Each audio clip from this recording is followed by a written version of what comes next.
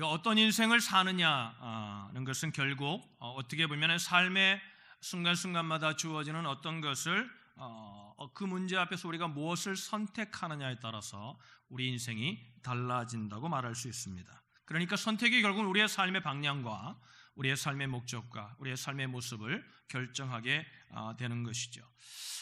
오늘 말씀을 준비하면서 저는 이런 생각을 했습니다. 제 인생의 중요한 선택들은 무엇이었는가 한번 생각해 보았습니다.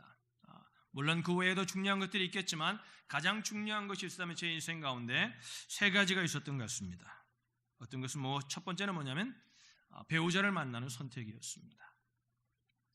그리고 내가 어떤 소명을 가지고 인생을 살아갈 것인가, 어떻게 보면 목사가 직업은 아니지만 직업에 관한 선택이었을 것입니다.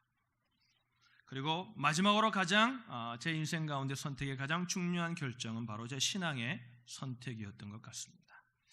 근데 이 세 가지 선택이 제 인생의 모습을 지금 모습으로 결정지었고 지금의 모습으로 또 앞으로도 내 삶에 이 세 가지는 계속해서 한 번의 결정으로 한 번의 영향만 주는 것이 아니라 계속해서 제 삶에 영향을 주고 또 서로에게 영향을 끼치고 있다고 저는 생각을 합니다.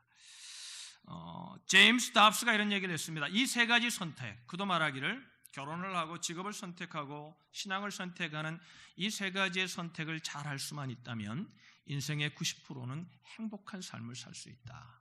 그런 이야기를 했습니다. 여러분 한번 물어볼게요. 여러분 마음으로 한번 대답하시길 바랍니다. 결혼하신 분들에게 묻습니다.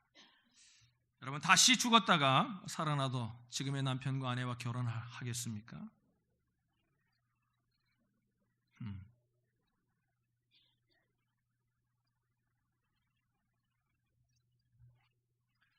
만약에 다시 나에게 직업을 선택할, 아니면 우리 학생들 같으면 다시 내가 메이저를 선택할 기회가 주어진다면 그 직업과 그 메이저를 선택하시겠습니까?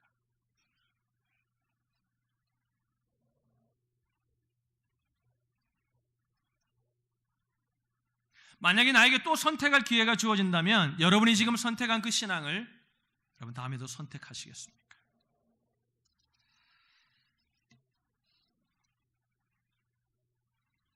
결혼과 직업, 자기의 메이저를 선택하는 선택이 어마어마한 영향을 주는 것은 사실이지만 우리가 누구를 만나느냐에 따라서, 그죠? 내 인생의 동반자를 누구를 만나느냐에 따라서 내 삶이 완전히 달라집니다. 그것은 사실입니다. 이 땅의 삶에 굉장한 영향을 끼치는 것입니다. 또 내가 무엇을 위해서 무엇을 하고 사느냐가 내 인생에 결정적인 영향을 끼치는 것이 사실입니다. 그러나 여러분, 우리가 만약에 첫 번째와 두 번째 것을 조금 내가 부족한 선택을 하였다 할지라도 우리가 신앙의 선택, 내가 선택한 그 선택이 정말 아름다운 선택, 그 모든 것들이 합력하여 선을 이루는 선택이 될 수 있는 방법을 하나님께서 우리에게 주셨는데 그것이 바로 믿음의 선택, 신앙의 선택이라는 것입니다.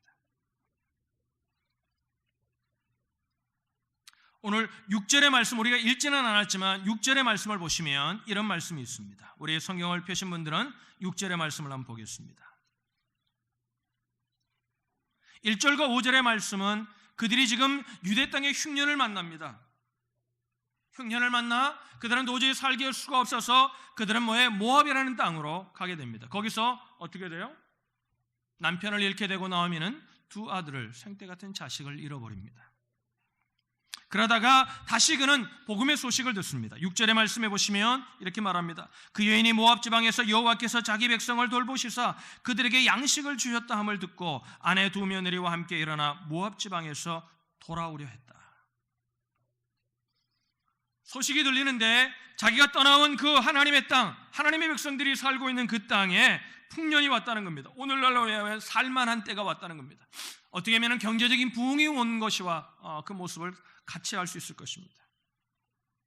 그런데 그냥 살만하게 된 것이 아니라 그가 그 고난의 과정을 통해서 나오미가 남편을 잃어버리고 두 아내를 잃어버린 그 상황 속에서 그는 인생을 보며 세상을 볼 수 있는 눈을 다시 회복했음을 성경은 우리에게 말합니다. 그것이 뭡니까? 오늘 6절에 표현되기를 여호와께서 자기 백성을 돌보시사. 우리가 우리의 눈으로, 육신의 눈으로 배운 사람들 또 경험을 통해서 우리는 무엇인가 잘 되어지고 하는 것들은 누구나 볼 수 있는 것입니다. 그러나 그것이 여호와로 말미암은 것인가 아닌가는 신앙이 아니고는 볼 수 없다는 것입니다. 오늘 나오미는 고향 땅이 살만하게 됐는데 여호와의 은혜를 입어 그렇게 되었다는 소식을 듣습니다. 지금 이 고난과 어려움을 당하는 것이 왜 온 겁니까? 모압이라는 땅으로 옮겨가서 그저 잘못된 선택 때문에 온 고난과 어려움이었습니다. 조금 잘 살려고 한 선택이 잘못된 것은 아니지만 하나님과 의논해 보지 않고 하나님의 뜻을 생각해 보지 않고 이스라엘 백성들은 가나안이라는 하나님의 허락하신 그 땅에 살아야에도 불구하고 그들은 그 가난 때문에, 어려움 때문에 그들은 잘못된 선택을 해 모압 땅에 가게 되고 남편을 잃게 되고 두 자식을 잃게 됩니다. 그리고 나중에 그는 복음의 소식, 여호와께서 자기 백성들을 돌보사 그곳에 하나님의 은혜를 베푸셨다는 소식을 듣게 됩니다. 여러분, 우리가 인생을 살다 보면 모두가 다 100%다 옳은 결정을 하고 옳은 선택을 살 수 없는 연약한 인생이 우리임을 우리는 인정할 수밖에 없습니다. 그때 하나님께서는 우리에게 그것을 회복시킬 수 있는 길을 여시는데 오늘 말씀과 같이 여호와께서 그 백성을 돌보시는 그런 은혜를 보게 할 때가 있다는 것입니다. 그때가 어떤 때입니까? 우리의 잘못된 선택을 다시 합력하여 선을 이루게 할 수 있는 기회임을 믿으시길 바랍니다. 그때 그 선택을 우리가 잘 할 수만 있다면 우리의 삶이 더 달라질 수가 있다는 거죠. 오늘 이 세 여인이 결정을 내리는 가운데 우리는 그들이 내리는 그 결정의 모습들을 쭉 보면서 우리는 우리의 결정이 어떤 가운데, 우리의 선택이 어떤 선택 가운데, 어떤 마음 가운데, 어떤 신앙 가운데 일어나는지, 어떤 생각 가운데 일어나는지 오늘 우리 자신들을 좀 보고 우리 자신들을 반성할 것이라면 반성하고 다시 세울 수 있으면 다시 세울 수 있는 그런 은혜의 시간이 되기를 주님의 이름으로 축복합니다. 11절의 말씀해 보시면 11절을 보겠습니다. 나오미의 선택이 나옵니다. 11절 같이 읽겠습니다. 시작. 나오미가 이르되 내 딸들아 돌아가라. 너희가 어찌 나와 함께 가려느냐. 내 태중에 너희의 남편 될 아들들이 아직 있느냐. 우리가 나오미가 여호와께서 자기의 백성을 돌보셨다는 신앙적으로 세상에 돌아가는 현상을 볼 수 있는 눈을 가졌음에도 불구하고 나오미가 오늘 11절의 말씀에 보면은 그 두 자부를 위해서 선택을 하는데 그 선택은 여호와 하나님을 우선시하는 선택이 아니었음을 성경이 우리에게 또 숨김없이 말하고 있습니다. 그러니까 우리가 신앙이 그렇다는 겁니다. 여호와 하나님의 은혜를 보지만 우리가 무엇을 선택할 때는 정에 의해서 어떤 인정에 의해서 며느리를 여러분 인간적으로 보면 나오면은 지금 무슨 선택을 하는 겁니까? 자기 자신의 이익을 생각하지 않고 뭐예요? 며느리들이 어떻게 하면 더 편안한 삶, 어떻게 하면 더 풍족한 삶, 어떻게 하면 조금 더 나은 삶을 살 수 있을 것을 생각하면서 며느리들에게 이렇게 공고합니다. 너희들은 그냥 이 모압 땅에 머물러라. 왜 그러냐면 이 며느리들은 모압 여인들이었습니다. 여러분, 우리가 지금 룻기가 일어나고 있는 그 시대는 지난주에 살핀 것과 마찬가지로 사사시대 가운데 일어난 사건입니다. 모압이라는 나라는 어떤 나라입니까? 이스라엘을 정복하고 18년 동안 아주 괴롭혔던, 그래서 유대인들에게 모압 사람들은 이를 갈게 하는 그런 민족들입니다. 그러니까 만약에 모압 이 여인이 시어머니를 따라가지고 이스라엘로 가면 어떻게 되는 거예요? 어마어마한 고난을 받을 것이 뻔합니다. 아무리 시어머니가 사랑해주고 그를 보호해 주려고 해도 그 유대인들의 차별과 유대인들의 그 질시를 받으며 살아야 합니다. 그러니까 며느리들을 위해 이렇게 결정합니다. 너희들은 여기서 살아라. 너희들은 여기서 지내는 게 좋을 것 같다. 그런데 그 결정은 어떤 결정이에요? 며느리들을 정말 사랑해서 정말 아껴서 하는 그들의 육신의 삶을 안타깝게 여겨서 하는 결정이었지만 그 결정이 신앙의 결정은 아니었다는 겁니다. 그것을 제가 그냥 추측하는 것이 아니라 성경이 우리에게 분명히 말합니다. 15절의 말씀을 보시면 이렇게 말해요. 우리 15절을 같이 한번 읽겠습니다. 시작. 나오미가 또 이르되 보라 내 동서는 그의 백성과 그의 신들에게로 돌아가나니 너도 너의 동서를 따라 돌아가라 하니. 룻과 함께 며느리 한 사람 오르바가 있었는데 오르바가 처음엔 따라가다가 계속 권면하니까 돌아갑니다. 그런데 돌아가는데 그것이 어떤 길임을 지금 나오미는 알고 있습니까? 하나님을 떠나는 길이고 이 집에 시집 와가지고 이제 여호와를 만나고 신앙이 자라가는 그때 이제 그쪽으로 가면 어떻게 돼요? 틀림없이 모압의 신들을 섬길 수밖에 없는 그런 길임에도 알지만 그녀는 어떻게 돼요? 며느리들의 육신을 너무나 사랑하고 그들의 육신적인 행복을 생각해서 이것을 권면했음을 성경이 우리에게 말하고 있습니다. 여러분, 나오미는 정말 며느리들을 사랑한 것 같아요. 참 한국 어른들은 이게 고부간의 갈등이 심하잖아요. 예수를 믿어도 그 갈등을 겪는 분들이 있더라고요. 여러분, 아들을 가진 부모님들 잘 들으시길 바랍니다. 자식을 결혼시킴으로 떠나보내서 그 며느리에게 그 자식이 가는 겁니다. 할렐루야. 근데 나오면은 정말 며느리들을 사랑했던 것 같아요. 그런데 여러분, 그 사랑이 신앙을 떠나게 되면 부모가 그처럼 생각하는, 자식을 생각하는 그 같은 지극한 사랑이 주님을 떠나게 되면 그 사랑이 주님과 반대된 결과를 맺을 수 있음을 성경은 우리에게 말하고 있다는 것입니다. 여러분, 이 나오미와 같은 선택을 하는 부모들이 우리 가운데 참 많이 있습니다. 자녀가 은혜를 받고 내가 좀 선교사가 되겠다, 선교를 가겠다, 아니면 선교사가 되는 것도 아니고 그냥 단기 선교 좀 가겠다 그러는데 못 가게 합니다. 왜냐하면 보내고는 싶은데 자식이 다칠 것 같고 자식이 뭔가 또 큰일을 당할까 봐 그 자식을 생각. 여러분, 그 부모의 마음이 얼마나 애처롭고 그 부모의 마음이 얼마나 귀한 마음입니까? 그죠? 그러나 여러분, 만약에 그 자식이 선교에 가서 주님을 더 깊이 만나가지고, 그죠? 주님을 위해 살 수 있는 인생이 될 수 있다면 그처럼 또 복이 없잖아요. 할렐루야. 그럴 땐 보내야죠. 염려가 돼요.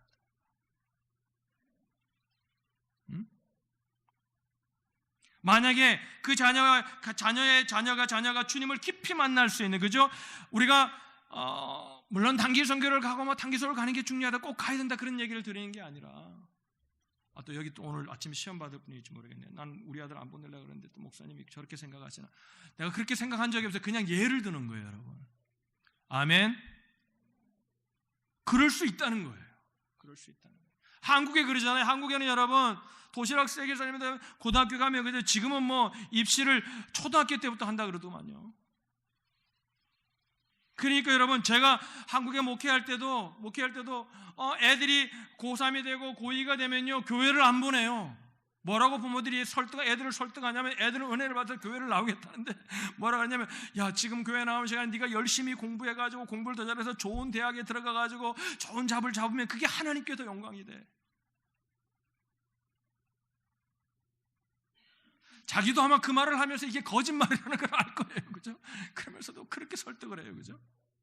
여러분, 자녀의 장래에 육신적인 관심을 갖는 것이 잘못입니까? 아닙니다. 성경은 그렇게 말한 적이 없어요. 그것이 잘못이라고 말한 적이 없어요. 그러나 자녀의 영혼의 문제를 전혀 고려하지 않은 선택이라면 그것이 아무리 자식을 사랑하는 마음의 선택이라 할지라도 그것은 나오미의 선택과 별 다르지 않다는 것입니다. 그러니까 결국 이건 뭐예요? 가치의 문제고 우선순위의 문제거든요. 여러분, 오늘 이 아침에 예배를 우리가 드리고 있습니다. 오늘 이 아침에 예배를 드리는 이유가 뭡니까, 여러분? 내가 그리스도인이니까 주일날 나와야지, 그런 율법적인 마음으로 나오셨습니까? 성경은 그렇게 말한 적이 없습니다, 여러분. 주님은 뭐라 그러셨어요? 율법을 폐하러 온 것이 아니라 율법을 완성하러 오셨다고 하셨습니다. 할렐루야. 율법의 완성은 뭡니까? 율법이 왜 필요한 겁니까? 하나님과 우리의 관계, 하나님의 사랑을 깨닫고, 그죠? 하나님의 깊은 사랑에 끌려서 하나님을 사랑하는 관계. 오늘 이 아침에 우리가 왜 예배를 드리고 있는 거죠? 오늘 이 아침에 왜 여러분이 이 예배를 선택하셨죠? 오늘 아침에 왜 여러분이 많은 일들 가운데 이 아침에 일어나 그렇게 세수하고 샤워를 하고 좋은 옷을 입고 이 아침에 예배를 드리고 있는 이유, 이 선택을 하신 이유가 무엇입니까?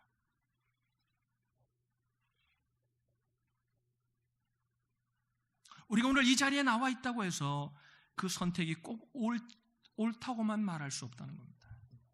그 선택의 이유가 분명해야 합니다. 할렐루야. 하나님 때문에 한 선택이에요. 하나님을 사랑하기 때문에 오늘 이 아침에 나온 것이야. 하나님을 모르는 사람은 상관이 없어요. 이 아침에 그냥 나오신 그 자체가 은혜예요. 그러나 하나님을 안다면, 가치의 문제고 우선순위의 문제이죠. 우리는 주의를 지키는 이유가 안식일을 지키라고 했던 어떤 율법 때문에 지키는 것이 아니잖아요. 왜 지키는 거예요? 하나님이 우선이기 때문에 오늘 이 아침에 나와 예배하는 거죠. 할렐루야. 우리가 하나님 앞에 10의 하나를 드리는 이유가 뭐예요? 11조를 꼭 드려야 하나님의 축복을 받기 때문이에요? 아니죠. 그건 어린아이의 신앙이죠. 왜 우리가 하나님 앞에 10회를 드리는 겁니까? 하나님을 사랑하기 때문이죠. 할렐루야. 가치의 문제고 우선순위의 문제이죠.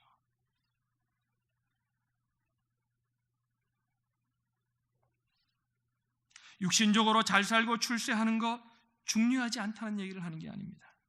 그러나 살아계신 하나님 앞에 내가 하는 이 선택이, 내가 내 자녀를 위해 권면하는 이 권면이 정말 내 자녀의 영혼과 하나님을 사랑하는 그 자녀가 하나님 앞에 올바른 인격으로 자라기 위한 선택인가를 우리는 생각할 필요가 있다는 거죠.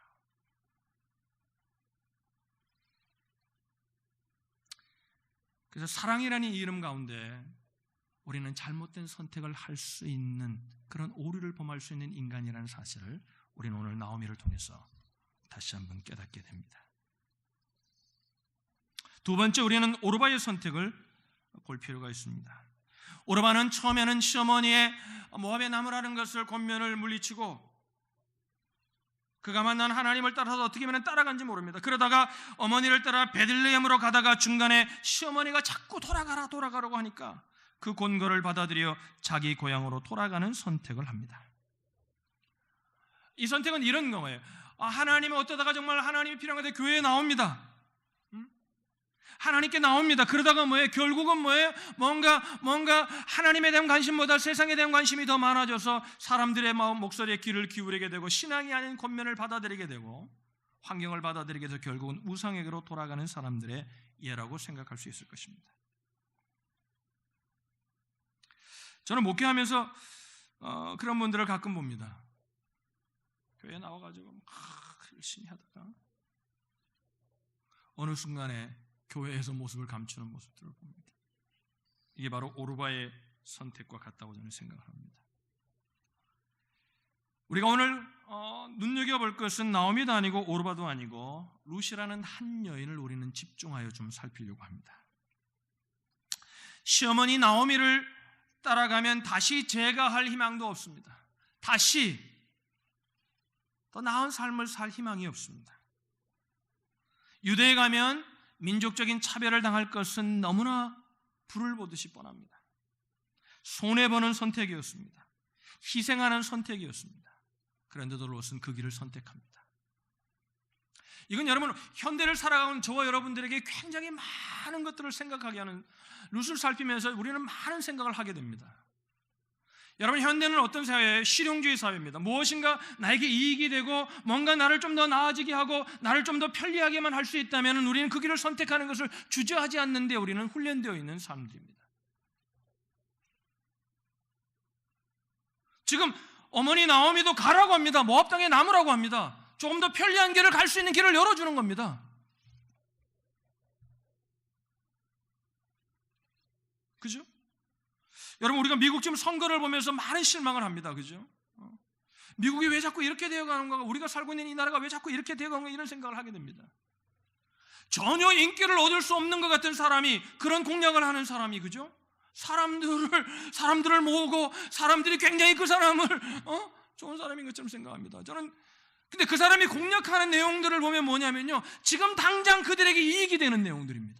이게 도덕적인가? 이게 정의로운 일인가? 이게 정말 우리 미국 사람들이 가지고 있는 우리가 미국이 지켜야 되는 정신과 맞는가? 이걸 생각하지 않습니다. 근데 그게 미국 사람들의 말의 모습일까요?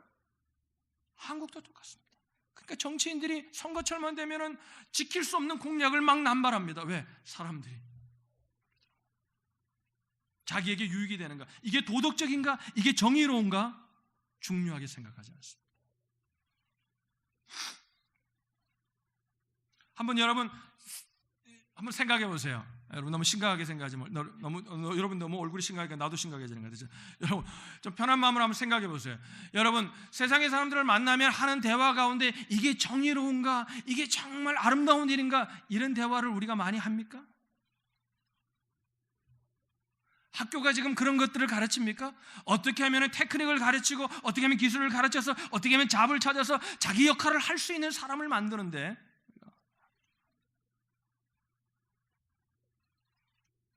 실용주의 사상 때문에 그렇습니다. 그런데 이 실용주의의 가장 무서운 함정이 뭐냐면 이것이 나에게 유익한가? 이것이 나에게 편리한가? 이런 관점으로 모든 것을 바라보고 결정한다는 것이 이것이 아주 가장 무서운 함정입니다. 여러분 한번 생각해 보세요. 무엇이 편리한가, 무엇이 나에게 이익이 되는가대로 결정해서 그 결정을 따라갔을 때 여러분의 삶이 행복해지던가요? 여러분 주위의 사람들이 함께 가는 사람들이 행복해지던가요? 한번 잘 돌아보세요. 생각해 본 적이 없다고요? 한번 생각해 보세요. 행복하지 않습니다.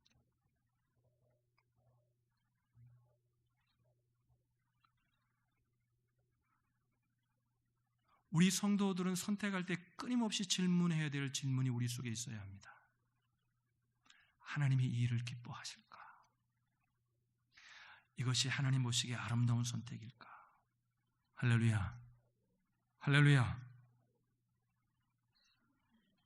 롯의 선택은, 그런 희생적인 선택은 시어머니만을 사랑했기 때문이 아니라 신앙과 관계된 선택이었습니다. 16절의 말씀을 보시면 이렇게 말합니다.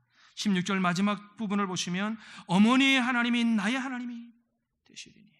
따라합시다. 어머니의 하나님이 나의 하나님이 되시리니. 얼마나 아름다운. 이런 며느리 있으면 업어주고 싶죠, 그죠?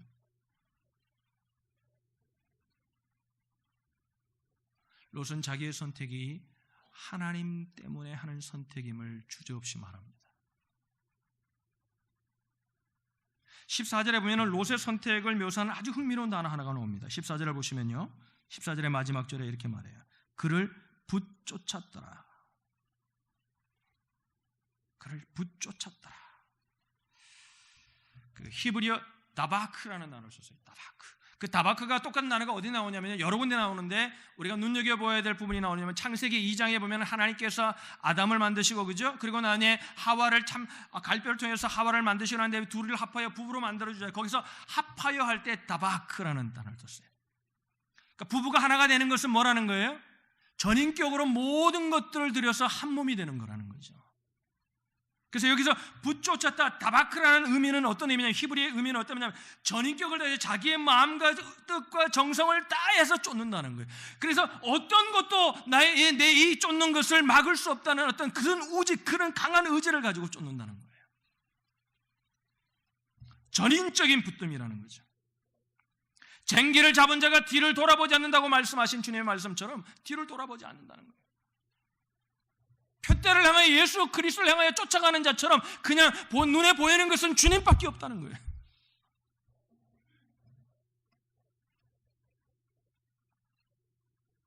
여러분, 우리가 어포스토리 속에서 보지 않고 하나님의 이야기 속에서 보지 않고 이것을 우리의 그냥 로스토리, 사람의 이야기 속에서 보면은 롯의 선택은 너무나 미련한 선택입니다. 오늘날 현대인들에게 이런 선택을 얘기한다면, 이런 말씀을 들으면서 여러분은 이런 생각을 해요. 그렇지, 그런 선택을 해야지. 하지만 실질적으로 오면은 그런 선택을 하기 어려운 선택입니다. 어려운 선택.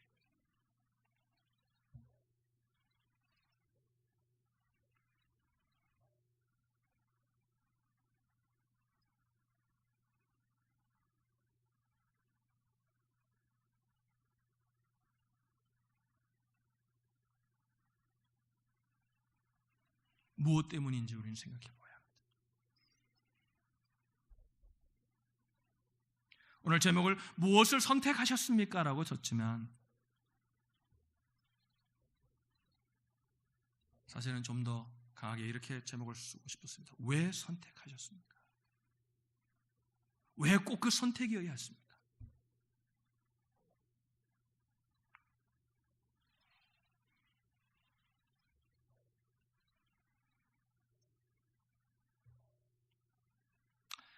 스탈린 시대 때 보리스 콘벨트라는 젊은 유대인 의사가 있었습니다. 스탈린에서 좋지 않은 이야기를 하게 해서 지식층이니까 스탈린이 잘못하고 있는 것들을 반론하고 했다가 그것이 밝혀지게 되어서 그는 시베리아의 감옥에 갇히게 됩니다. 근데 그 시베리아 감옥에 갔을 때 그곳에서 신실한 그리스도인 한 사람을 만납니다.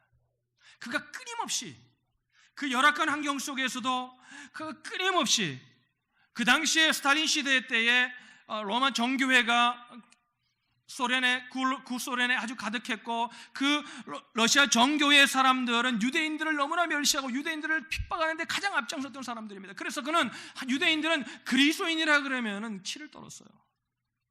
그런데 한 신실한 그리스도인이 보리스 콘벨트에게 계속해서 끊임없이 복음을 전합니다. 자기가 어려운 환경 속에서도 자기에 있는 것을 나누고 그를 끊임없이 사랑하고 섬기면서 자기가 그 섬기는 이유가 무엇인지를 끊임없이 전합니다. 결국 처음에는 한 거였지만 그 그리스도인의 지배한 사랑의 전도 앞에 그는 무릎을 꿇고 그리스도인이 됩니다. 주님을 영접합니다. 그리고 난 후에 이 의사는 두 가지의 결심을 합니다. 하나는 뭐냐면 내가 예수 그리스도를 받아들이고 이 영혼의 기쁨과 자유를 얻고 나니 두 가지 결심을 했다고 합니다. 그래서 뭐냐면 첫 번째는 이 놀라운 사랑을 가르쳐준 그리스도인처럼 하나님이 사랑하시는 사람들을 위해서 내가 사랑하며 내가 이 남은 인생을 살아야 되겠다.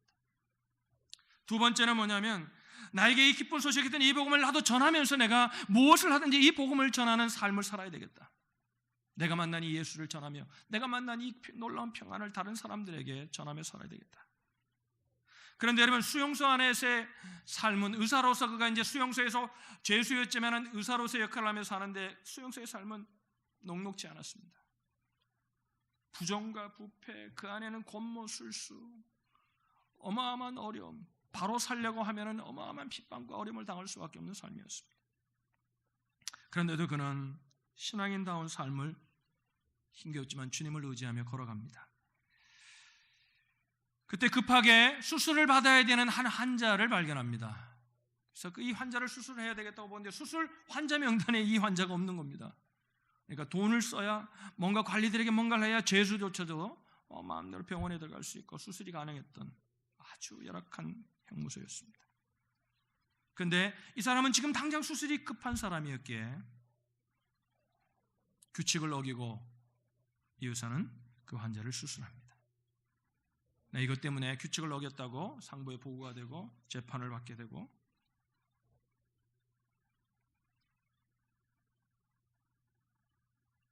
그런 처형을 당하게 됩니다.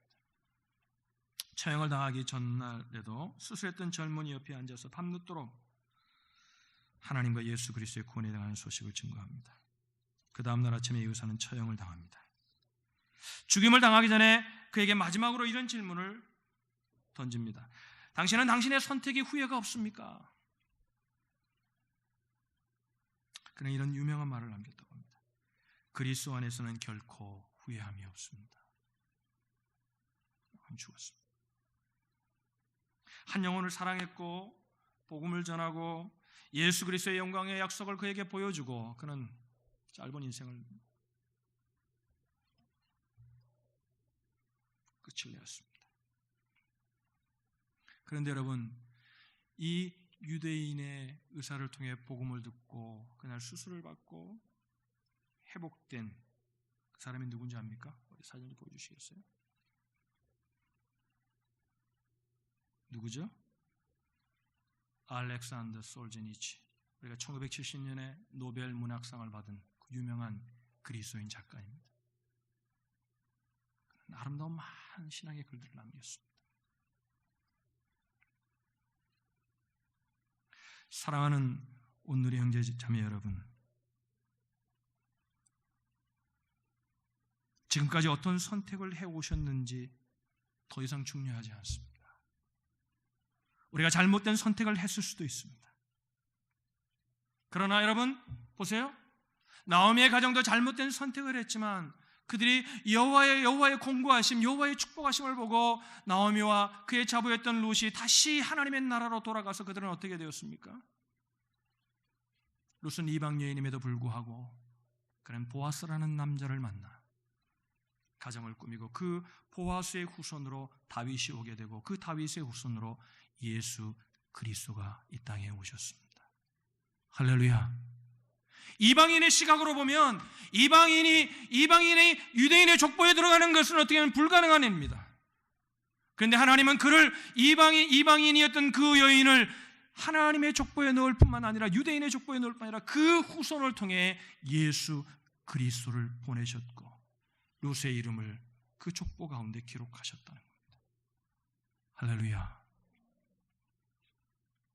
지금의 우리의 잘못된 선택이 우리의 삶을 영원히 멸망의 길로 갈도하게 할 수 있지만, 그러나 여호와의 권고하심을 듣고 나오미와 룻이 또 다른 새로운 선택, 신앙의 선택을 할 때 그의 삶이 회복되었던 것처럼 우리의 로우 스토리를 보면 여러분의 인생이 여러분의 마음 가운데 있는 것 같지만 하나님의 이야기 속에 보면 우리는 하나님 안에 우리의 삶이 있음을 기억할 수 있어야 합니다. 무엇이 나에게 유익한가? 무엇이 나를 편리하게 할 것인가? 무엇이 내 자녀를 유익하게 하고 무엇이 내 자녀의 육신의 삶을 행복하게 할 것인가? 무엇이 내 가정의 육신의 삶을 더 풍요롭게 할 것인가? 물론 관심을 갖는 것이 인간에게 당연합니다.